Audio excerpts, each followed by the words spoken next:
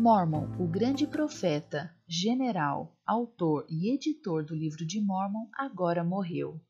E lemos em Mormon 7 seu último conselho escrito especificamente para os descendentes de Lehi nos últimos dias. Mormon viu o surgimento do livro de Mormon em sua época e queria que eles e nós conhecêssemos sua herança divina como descendentes da casa de Israel e o que eles precisavam fazer. Arrependa-se, seja batizado e receba o dom do Espírito Santo. Abaixe suas armas de guerra, a menos que seja ordenado de maneira diferente por Deus. Venha ao conhecimento de seus ancestrais. Acredite em Jesus Cristo e em sua expiação. Acredite na ressurreição e julgamento diante de Deus. Estude o Evangelho tanto na Bíblia quanto no livro de Mormon.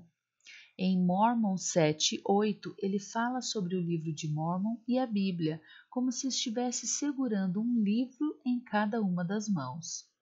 Se acreditarmos em um, então acreditaremos no outro, e eles literalmente se tornam um em nossas mãos e testificam um do outro, dando-nos os princípios do Evangelho e a doutrina de Cristo.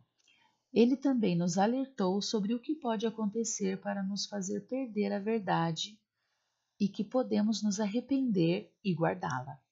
Moroni agora estava completamente sozinho. Os lamanitas mataram seu pai, Mormon, e todos os seus parentes. Seus escritos em Mormon 8 e 9, após a morte de seu pai, contam como ele teve que se esconder dos lamanitas que queriam matá-lo e destruir os registros sagrados que ele mantinha. Moroni permaneceu vivo por apenas um motivo: para terminar o registro de seu pai. E Mormon poderia ter instruído seu filho a evitar a batalha final, para que ele fosse preservado para completar o testemunho do livro de Mormon. Ele esclareceu a mensagem divina do livro de que o Pai Celestial ama todos os seus filhos e deseja que aqueles que se desviaram do caminho da aliança voltem para ele. Sua intenção original era escrever algumas coisas nas placas e adicionar ao livro de seu pai. Ele não esperava escrever o suficiente para fazer seu próprio livro. E em Mormon, capítulo 9, versículo 37, Moroni se despediu, acreditando que ele havia terminado de escrever. Ele nos disse que não poderia escrever mais porque não havia espaço suficiente nas placas, e sem minério não poderia fazer mais nada. Ele lamentou não ter espaço suficiente para escrever a intenção do livro de Mormon e disse: Eis que meu pai fez esse registro e nele escreveu o seu objetivo, e eis que eu também escreveria se houvesse lugar nas placas, mas não há, nem tenho minério algum, porque estou só. Ele acabou encontrando o minério de que precisava e fez e escreveu em mais placas, incluindo os livros de Éter e Moroni, e a página de rosto que foi escrita parcialmente ou toda por ele. Depois de descrever brevemente as circunstâncias em que estava escrevendo, Moroni escreveu sobre como o livro de Mormon surgiria. Ele escreveu diretamente para nós nesses últimos dias. Falo como se vocês estivessem presentes, mas não estão. Jesus Cristo te mostrou a mim, e eu conheço o que você está fazendo. Como prova de que ele sabia exatamente sobre nós, ele então descreveu as próprias condições do mundo nos últimos dias que nos impediriam de voltar à presença do Pai. Ele escreveu que o livro de Mormon virá em um dia. O sangue dos santos clamará na terra. O poder de Deus será negado. As igrejas devem se contaminar e se encher de orgulho. Líderes e professores de igrejas devem ter o orgulho de seus corações. As igrejas perdoam pecados por dinheiro. As pessoas ouvirão falar de incêndios, tempestades e vapores de fumaça em terras estrangeiras. Haverá grande poluição na face da terra. Haverá todo tipo de abominações. Moroni profetizou sobre quem traria o livro de Mormon.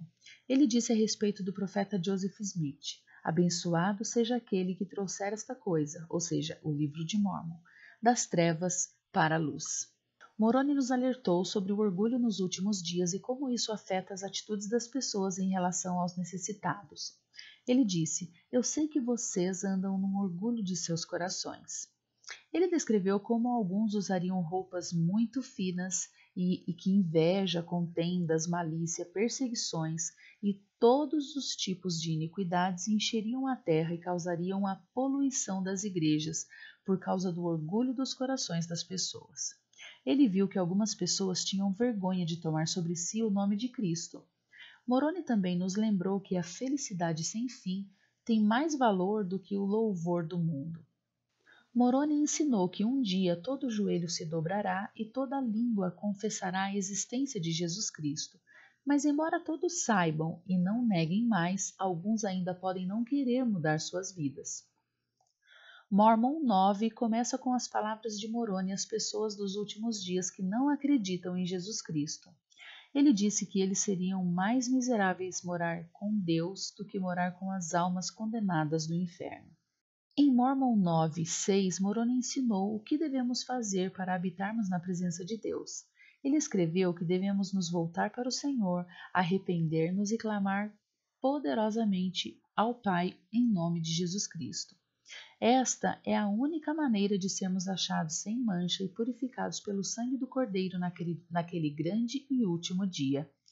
Ele alertou sobre os julgamentos de Deus e também testificou do Senhor como um Deus de milagres, cuja expiação realiza a redenção do homem. Moroni também escreveu para aqueles que não acreditam nos dons do Espírito ou que Deus não faz mais milagres. Ele disse: Eu mostrarei a vocês um Deus de milagres, e ensinou sobre a criação dos céus, da terra e da humanidade, a queda, redenção por meio de Jesus Cristo, a ressurreição de todas as pessoas, o retorno de todas as pessoas à presença do Senhor para serem julgadas. Moroni referiu-se aos muitos milagres poderosos realizados por Jesus e seus apóstolos e escreveu sobre o que causa o fim dos milagres para algumas pessoas.